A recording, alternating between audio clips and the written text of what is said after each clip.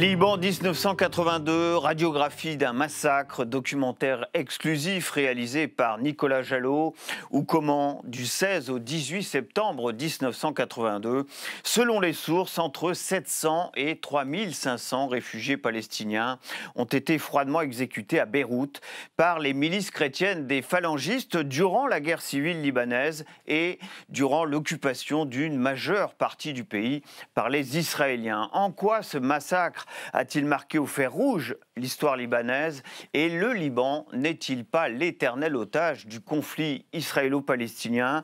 Nous allons en débattre maintenant avec nos invités présents aujourd'hui sur ce plateau de Débat Doc. Ziad Majed est avec nous pour commencer. Bienvenue à vous.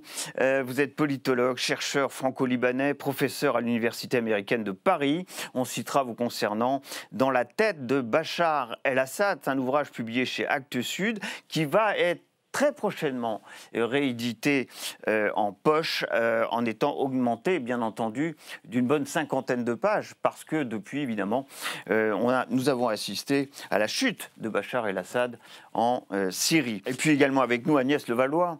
Bienvenue à vous Agnès Levallois. Vous êtes politologue, spécialiste du monde arabe et vice-présidente de l'Institut de recherche et d'études méditerranéennes Moyen-Orient. Vous avez dirigé récemment ce livre, Livre noir de Gaza, qui est disponible aux éditions du Seuil. Deux cartes pour commencer, juste après avoir vu ce documentaire consacré au massacre de Sabra et Shatila. Tout d'abord, la situation telle qu'elle était au Liban en 1982, à l'époque des faits, avec cette occupation israélienne au sud-Liban, suite à l'opération Paix en Galilée, lancée par l'armée israélienne, et puis au nord-est, cette occupation d'une partie du pays par les troupes syriennes, et puis plus précisément cette fois un focus sur Beyrouth, car c'est là, évidemment, que se situaient les camps de Sabra et Shatila, camps de réfugiés palestiniens, avec à l'est de Beyrouth les milices chrétiennes, et puis à l'ouest la position des quartiers musulmans. Tout cela pour recontextualiser un peu ce film que nous avons vu. Peut-être deux points historiques et très importants, puisqu'il figure au centre du film que nous venons de voir. Première question, qui a assassiné Bachir Gemayel, car la réponse ne figure pas dans ce documentaire. Cet assassinat a été mis sur le dos des Palestiniens, c'est ce que nous comprenons en voyant ce film. Est-ce vraiment le cas? A-t-on trouvé les instigateurs de cet assassinat? Il avait été élu président, il était donc chrétien du Liban, mais il n'est pas encore rentré en fonction au moment de son assassinat. Alors il faudra savoir aussi que le contexte de l'élection de Bachir Gemayel était un contexte assez spécial, disons. D'habitude, les élections au Liban doivent se faire dans un climat de consensus. C'est pour ça qu'on appelle le système consociatif. Et la fonction du président de la République est toujours occupée par un chrétien maronite. L'élection de Bachir Gemayel s'est faite durant l'invasion israélienne, durant l'occupation israélienne, ce qui a créé un malaise politique, puisque ce n'était pas un président de consensus, même s'il avait une légitimité populaire auprès d'une partie des Libanais. Son assassinat arrive un peu plus tard et la personne qui a été officiellement accusée de l'avoir assassiné est membre d'un parti pro-régime syrien, un parti nationaliste syrien, c'est comme ça qu'il s'appelle, qui n'a pas tout à fait nié. D'ailleurs, il y a parfois des célébrations par rapport à la personne qui a assassiné Bachir Gemayel. Pour les partisans de ce parti, il a fait ce qu'il devait faire, selon leur rhétorique, mais c'est sûr que ce n'étaient pas les Palestiniens. Ils n'avaient rien à faire avec cet assassinat-là. C'est un assassinat qui est dans la poursuite de la logique de la guerre civile libanaise et du rôle syrien au Liban qui va petit à petit en fait s'imposer et plus tard avec le retrait des troupes israéliennes devenir une hégémonie presque totale, sauf dans le sud où les Israéliens vont maintenir leur occupation jusqu'à mai 2000. Donc c'est plutôt du côté syrien qu'il faut analyser l'assassinat de Bachir Gemayel, certainement pas du côté palestinien. Comme ça a été le cas bien entendu à l'époque et qui a permis peut-être de justifier ces massacres aux yeux des milices chrétiennes et également des Israéliens. C'est la deuxième question posée par ce film. Comment peut-on qualifier les faits du côté israélien? Ont-ils couvert cette opération, comme le laisse entendre ce film, et jusqu'à où? Oui. Alors, premièrement, rien ne peut justifier ce massacre, même si chez certains partisans de Bachir Gemayel, les Palestiniens sont responsables. Ce qui s'est passé à Sabra et Shatila, c'est une atrocité monstrueuse. Il y a eu des massacres tout au long de la guerre civile libanaise, malheureusement. Il y a eu le grand massacre de Tal el-Zatar, qui est aussi un camp palestinien où plus de 2000 à 2500 Palestiniens ont été tués. Il y a eu le massacre de Damour, qui est une ville chrétienne, où les habitants ont été massacrés. Il y a eu les massacres de la guerre de la montagne entre milices chrétiennes et milices druzes. Mais le cas de Sabra... Pardon ? Mais là, les Israéliens ne participaient pas à ça. Non. Dans la montagne, c'est plus complexe, mais dans les autres, non. Par contre, Sabra et Shatila, ce qui est exceptionnel dans ce massacre, c'est qu'il a eu lieu sans contexte guerrier. Il n'y avait pas eu de combat. Le camp était déjà, les hommes étaient partis, la majorité des hommes étaient partis puisque l'OLP, l'Organisation de la Libération de la Palestine, a quitté Beyrouth avant les massacres. Donc il n'y avait que des hommes âgés ou des enfants et des femmes, et les miliciens qui sont rentrés, il n'y avait aucune résistance militaire à leur présence. Ils ont commis l'un des plus atroces des massacres de la guerre. Le rôle israélien est très important. À la fois, les Israéliens n'étaient pas seulement au sud Liban, comme peut-être peut laisser l'entendre le documentaire, ils étaient déjà à Beyrouth, ils étaient dans la banlieue sud de Beyrouth, ils étaient autour de Beyrouth, et ils avaient, comme le document par ailleurs le dit, imposé, après l'assassinat de Bachir Gemayel, comme un couvre-feu, sauf qu'ils ont laissé passer les centaines de miliciens. Certains disent qu'ils ont même aidé à transporter ces miliciens-là. Ils ont envoyé des projecteurs, des bombes qui éclairent les quartiers des deux camps. Comme c'est dit d'ailleurs dans ce film. Exactement, pour permettre les massacres. Et quand ils ont su que les massacres se déroulaient, non seulement ils n'ont rien fait pour les arrêter, ils ont probablement été complices et encouragé les miliciens concernés à continuer dans les crimes et dans la tuerie qui avait lieu pendant 3 jours dans ces camps. Pour qu'on comprenne bien, est-ce que ce documentaire nous en dit davantage sur ce qu'a été l'implication des Israéliens pour ce qu'on en savait jusqu'à maintenant, à travers peut-être des témoignages, à commencer par des officiers israéliens, dont un principalement qui témoigne dans ce documentaire? En fait, pour ceux qui s'intéressent et connaissent la situation au Liban et qui regardent cette histoire, l'implication israélienne a toujours été connue, était une évidence absolue, puisque je rappelle que très vite après, il y a eu quand même des commissions d'enquête qui ont été menées en Israël pour justement étudier la responsabilité de l'armée israélienne dans ce massacre, dans ces massacres de Sabra et Shatila.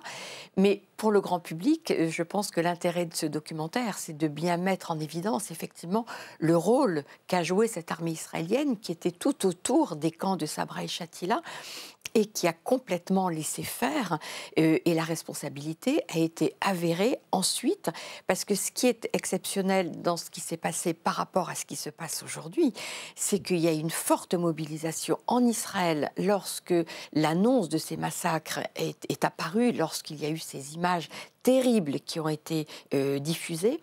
Il y a une forte mobilisation de la société israélienne qui a exigé une commission d'enquête que refusaient les Israéliens à l'époque et qui ont vraiment mis en évidence la responsabilité des Israéliens. Donc cette responsabilité, elle est connue depuis plus de 40 ans maintenant. Il n'y a aucun doute là-dessus, puisque même cette commission d'enquête l'a démontré en mettant en question le ministre de la Défense de l'époque, Ariel Sharon, et son chef d'état-major.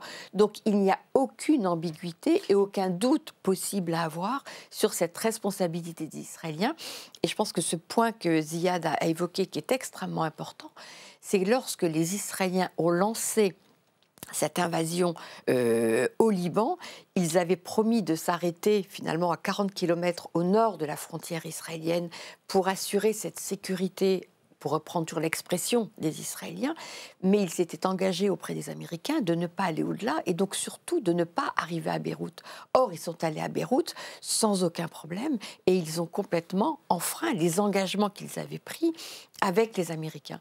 Parce que ce que ce massacre terrible met en évidence aussi, c'est pourquoi les Israéliens sont entrés au Sud-Liban et quelle était leur stratégie. Leur stratégie, c'était non seulement d'entrer au Sud-Liban pour soi-disant avoir cette zone de sécurité, mais aller jusqu'à Beyrouth.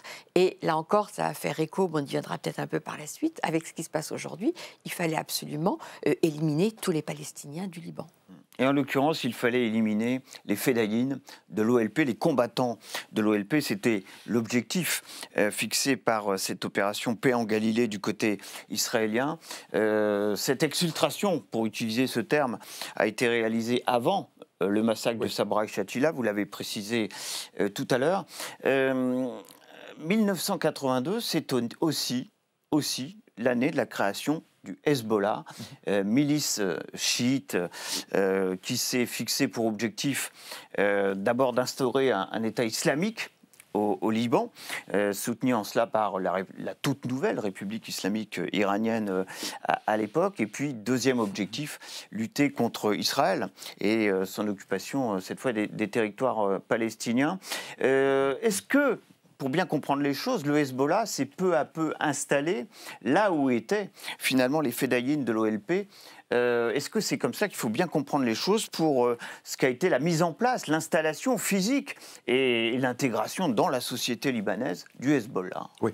Alors, il faut juste rappeler très rapidement que Israël a envahi le Liban la première fois en 1978. D'ailleurs, la résolution onusienne sur l'occupation israélienne du Liban date de mars 1978, la résolution 425. Et les Israéliens sont restés dans la zone occupée du Sud-Liban, qu'ils ont appelée une zone de sécurité, pour repartir après 82 dans une autre opération au cours de laquelle, comme le disait Agnès Levallois, ils devaient occuper jusqu'au fleuve Litani, donc le sud. Sauf qu'ils sont arrivés à Beyrouth, ils ont assiégé Beyrouth, affamé Beyrouth, bombardé Beyrouth. C'était la première fois qu'une capitale arabe est bombardée par l'aviation israélienne. Et il y a à peu près 20 000 personnes qui ont été tuées durant cette invasion israélienne. Il n'y avait pas la couverture médiatique qu'on connaît aujourd'hui, il n'y avait pas les réseaux sociaux. Mais en 2-3 mois à peu près de combats et de bombardements israéliens, 20 000 morts. Y compris évidemment les victimes du massacre de Sabra et Shatila. Alors, sur cette création du Hezbollah. Oui, dans ce contexte-là, et donc suite à 2 traumas subis par les Libanais, notamment par les Libanais du Sud, Hezbollah est créé après 82 avec une coopération iranienne et syrienne. Syrienne parce que le régime syrien contrôlait, comme vous l'avez dit au début, le nord et l'est du pays, et c'est là, dans l'est, où Hezbollah va être surtout créé, et les Iraniens parce que Imam Khomeini, qui est le guide suprême de la République islamique en Iran, était dans une logique d'exportation de la révolution iranienne vers les pays où il y a des communautés chiites entre guillemets vulnérables ou en difficulté. Donc c'était un moment idéal dans ce sens-là pour l'Iran et la Syrie qui tissaient une alliance qui s'est poursuivie jusqu'à la chute de Bachar el-Assad, de créer ce mouvement au Liban. Il y a un vide, vous avez parlé du départ des combattants palestiniens, il y a un vide s'agissant de la résistance à l'occupation israélienne. Donc Hezbollah va assumer au moins dans sa rhétorique au début, ce rôle-là. Il y a l'idée d'exporter la révolution. Donc Hezbollah va dire qu'il va créer une société révolutionnaire musulmane au Liban, version chiite de l'islam. Et petit à petit, le parti va commencer à travers un réseau de services sociaux, d'hôpitaux, de dispensaires, de bourses pour des études, des manuels scolaires, des combattants entraînés, des scouts, des clubs de sport. Il va commencer à créer au sein de la communauté chiite ce qu'on appelle la société de la résistance ou la société de Hezbollah. Et en plus, étant donné que le Liban va rester occupé, il avait aussi tout l'aspect de résistance légitime contre une occupation illégale du pays. Le soutien iranien, les différents épisodes de la guerre civile libanaise, le soutien syrien, tout cela va faire qu'il va s'imposer et devenir la première force chiite et plus tard l'un des acteurs majeurs de la vie politique libanaise, parce qu'après la guerre, il va participer aux élections parlementaires comme municipales. Il va même, à partir de 2005, siéger au sein du gouvernement libanais, tout en préservant ses armes, sous le prétexte de la menace israélienne permanente au Liban. Alors les affrontements d'ailleurs avec les Israéliens seront nombreux, hein, avec ces incursions récurrentes des Israéliens sur le territoire libanais. Il y aura l'opération Responsabilité, l'opération Raisin de la colère, et puis l'année 2006 qui marquera l'affrontement le plus meurtrier entre le Hezbollah et Israël. C'est une histoire d'un éternel recommencement entre Hezbollah et Israéliens. En fait, ce qu'il faut bien comprendre, c'est que les Palestiniens qui se sont retrouvés réfugiés au lendemain de la création de l'État d'Israël, il faut revenir quand même à ce moment de la création de l'État d'Israël, où il y a des centaines de milliers de Palestiniens qui doivent quitter leur terre en raison de la création de cet État, qui vont trouver refuge en Syrie, en Jordanie, au Liban. Et suite à l'expulsion des Palestiniens de Jordanie, après le fameux épisode de Septembre Noir en 1970, les Palestiniens, un certain nombre d'entre eux, vont venir au Liban, même si déjà beaucoup d'entre eux étaient déjà installés. Et donc la résistance palestinienne va vraiment s'installer au Liban, dans un pays où vous avez un État qui est faible et donc qui ne met pas de limite à cette présence des Palestiniens au Liban. Et donc, pour Israël, ça va devenir l'obsession d'arrêter cette résistance palestinienne et de faire en sorte que les Palestiniens ne soient plus en mesure de mener des opérations contre les territoires israéliens, d'où cette opération qui est menée en 1982, qui est donc de mettre en place cette fameuse zone de sécurité, mais d'aller jusqu'à Beyrouth, et ce qui a conduit au départ des combattants palestiniens et du QG qui était à l'époque avec Yasser Arafat, qui était le leader des Palestiniens, qui va réussir à quitter le Liban sous protection des Américains, des Français et des Italiens, qui a été la condition à ce moment-là posée par la communauté internationale pour qu'ils ne se fassent pas massacrer par les Israéliens qui voulaient en finir avec la présence palestinienne au Liban. Là, on a une communauté internationale à l'époque qui se mobilise, qui obtient le départ des combattants avec à leur tête Yasser Arafat, qui vont se réfugier en Tunisie à l'époque. Et ce qui va rester au Liban, ce sont effectivement les familles, avec après l'attaque de Sabra et Shatila.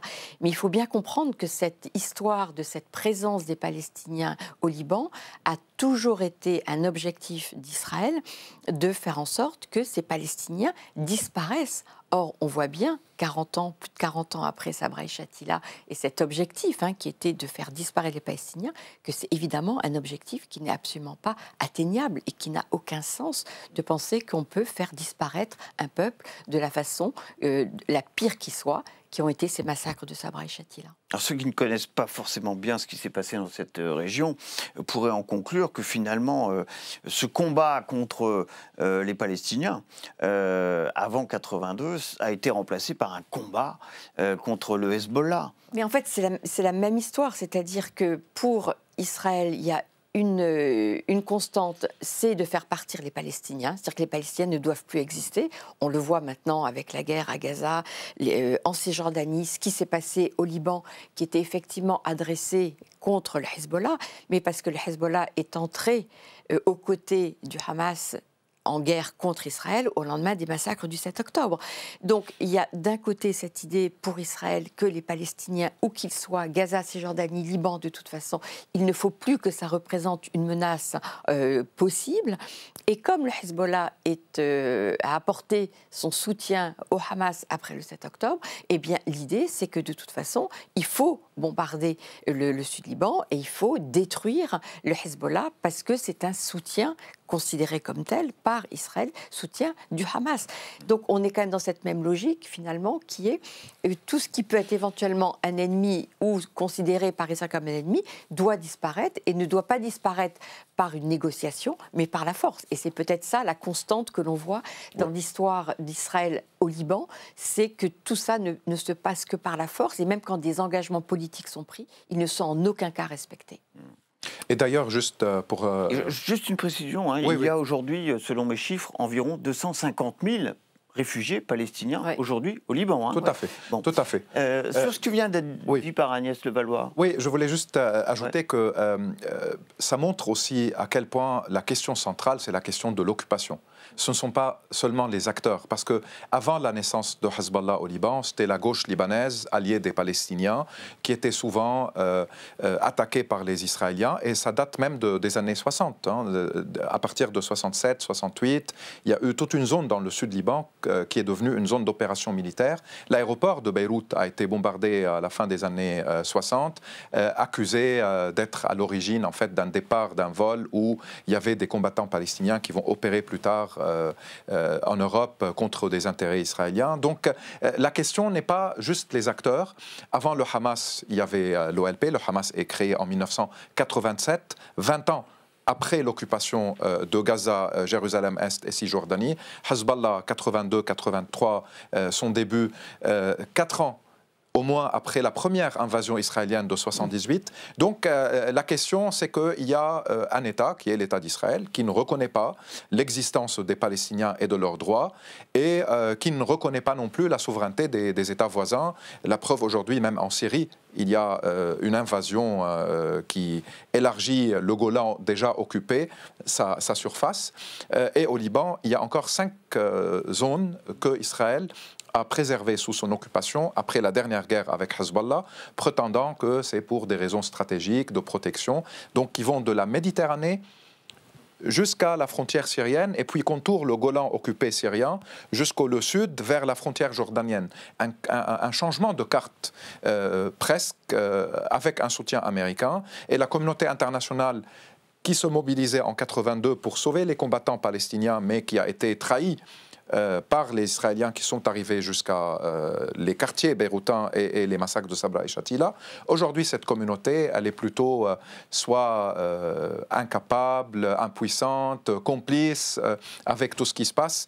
Donc il y a un vrai problème, et c'est vrai que l'histoire se répète d'une manière ou d'une autre, mais avec des conditions différentes. Alors, bien sûr, le 7 octobre 2023, ce massacre d'un certain nombre d'Israéliens par le Hamas, mais dès le lendemain, le Hezbollah affirme son alliance avec le Hamas, et à nouveau, Israël occupera le sud Liban, avec un point fort, tout de même, le 27 septembre 2024, parce que là, c'est l'assassinat du numéro 1 du Hezbollah, Hassan Nasrallah. C'est un symbole, véritablement. Que peut-on dire aujourd'hui, à nouveau, cette nouvelle occupation israélienne, même si une trêve a été signée depuis? Est-ce qu'Israël, à nouveau, imagine pouvoir éliminer le Hezbollah? Est-ce que le Hezbollah va se reconstituer avec sans doute un autre leader? Est-ce qu'on est amené à revivre la sempiternelle même histoire à l'avenir? Ce qu'il faut bien préciser, me semble-t-il, c'est que de toute façon, Israël avait toujours dans l'idée de toucher Hassan Nasrallah et la tête de Hezbollah, et d'en finir avec ce mouvement, surtout depuis 2006, qui est cette fameuse guerre de 33 jours, et qui, en raison de la guerre menée par le Hezbollah contre Israël, a obtenu le retrait d'Israël du territoire libanais. Et ça, autant dire qu'Israël, l'armée israélienne, ne l'a jamais accepté. Donc, dans les plans menée et préparée par Israël, il y avait toujours l'idée, de toute façon, qu'il fallait, à un moment, en finir avec ce mouvement de Hezbollah, et que, évidemment, dans la foulée du 7 octobre, eh bien, le moment était, j'allais dire, tout trouvé pour, effectivement, en découdre une bonne fois pour toutes avec ce mouvement, selon la stratégie qui est menée par Israël. Donc, la stratégie, elle est très claire. De toute façon, il faut annihiler pour Israël tous les voisins qui rentrent en confrontation avec lui ou qui remettent en question cette façon qu'a Israël d'occuper le territoire. Et je pense qu'il faut évidemment insister sur ce mot de occupation, qui est quand même le maître mot et qui fait que la situation de ce Proche-Orient est comme ça, c'est à cause de cette occupation. Donc ça, c'est un élément très très important. Et qu'il y a donc l'idée d'Israël aujourd'hui de considérer de toute façon qu'il faut en finir une bonne fois pour toutes avec le Hezbollah, comme il veut en finir une bonne fois pour toutes avec le Hamas. Avec un résultat identique. Mais on voit bien que de toute façon, c'est-à-dire cette idée pas vraiment avérée dans les faits, d'éradiquer, et même si je ne supporte pas ce terme, et qui est le terme utilisé par Israël, est une absurdité totale. On ne peut pas faire disparaître des populations, une idéologie, même si cette idéologie ne nous plaît pas, il y a une réalité sur le terrain, et on ne va pas faire disparaître une idéologie par les armes, par des opérations militaires. Toute cette question peut se régler, et j'insiste sur ce mot « peut se régler », si on rentre dans un processus politique et qu'on accepte de voir que la racine de tout ce qui se passe est l'occupation, et que tant qu'on ne met pas un terme à cette occupation, il y aura une résistance, et cette résistance prendra des formes qui peuvent être extrêmement choquantes, qui peuvent nous heurter de par la violence utilisée, mais on est dans ce cycle de violence. Et donc, si on veut en sortir, ce n'est pas par les armes qu'on en sortira. Et on voit bien que le résultat de la guerre, aujourd'hui, on est dans la bande de Gaza à sûrement plus de 50 000 morts. Au Liban, je ne sais même plus quel est le Ziad, 4 000. On voit bien qu'on est dans une logique de guerre, simplement de rapport de force, et qui ne peut en aucun cas assurer la sécurité, non seulement d'Israël, mais des pays voisins. Donc, cette idée selon laquelle Israël va pouvoir assurer sa sécurité par la guerre avec tous ses voisins me paraît d'une absurdité, d'un danger, dramatique. Je ne sais même plus quels sont les termes à utiliser, puisque l'on voit qu'on n'a rien retenu finalement de ces massacres de Sabra et Shatila de 1982. Ça n'a pas permis de faire partir les Palestiniens. Et donc, quand allons-nous revenir aux politiques, à la négociation, en réglant vraiment la question à sa base, et non pas simplement les conséquences de ce drame? Vous évoquez le nombre de victimes de la dernière offensive israélienne contre le Hezbollah. Moi, j'ai le chiffre de 4 800 morts et 15 000 blessés, avec toujours des déplacements de population considérables. Là, on parle de centaines de milliers de personnes qui doivent à un moment quitter le sud Liban pour éviter la zone de combat. Pour autant, est-ce qu'il a été affaibli, ou est-ce qu'il a encore réellement le soutien d'une partie de la population libanaise aujourd'hui, le Hezbollah ? Alors, vous savez, comme il a été dit déjà à maintes reprises, il y a un problème de fond qui est l'occupation et la colonisation. Et puis, il y a des groupes qui émergent, qui reculent, qui peuvent être affaiblis. Le cas de l'OLP, côté palestinien, qui laisse plutôt une place au Hamas, qui va émerger et devenir de plus en plus militant et présent. Une série d'assassinats. Ahmad Yassine a été tué. Ça n'a pas arrêté Hamas. C'était leur chef. Du côté du Liban, il y avait la gauche libanaise. Elle a été affaiblie par l'invasion 82. Hezbollah a pris le relais avec une autre idéologie.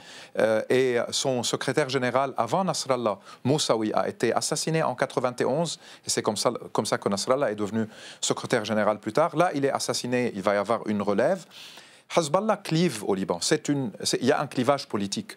Les Libanais, même au sein de la communauté chiite, il n'y a pas un consensus ou il n'y a pas un soutien d'une grande majorité libanaise à Hezbollah, pour des raisons politiques internes, confessionnelles, idéologiques, même par rapport à son alliance avec l'Iran. Cela, pour beaucoup de Libanais, va contre l'intérêt national. Mais par rapport à la guerre israélienne, par rapport au bombardement israélien, au déplacement forcé des populations, par rapport à la destruction d'hôpitaux, d'infrastructures, il y a toute une histoire de violation du droit international, de crimes de guerre et de crimes contre l'humanité commis par Israël au Liban, que la question n'est pas seulement la question de quel rôle de Hezbollah, quelle idéologie de Hezbollah. C'est une question d'agression sur une nation libanaise. Est-ce que Hezbollah a été affaibli? Oui. Militairement, il a été extrêmement affaibli par cette guerre, politiquement aussi, mais il garde certainement une base sociale qui va lui rester fidèle au sein de la communauté chiite. Il a donc une certaine légitimité. Il va y avoir des élections au Liban, municipales, en mai 2025, parlementaires mai 2026, donc ça va être un test. Probablement, il va toujours garder un certain poids, un bloc parlementaire. Avec des parlementaires. Avec des parlementaires. Des ministres. Des ministres ou des ministres proches du parti. Des conseillers municipaux, donc des élus locaux. Le parti ne peut pas disparaître. Les communautés en général ne disparaissent pas. Les causes politiques et les racines politiques qui mènent à la montée d'un phénomène ou à son déclin doivent toujours être analysées dans un cadre de sociologie politique.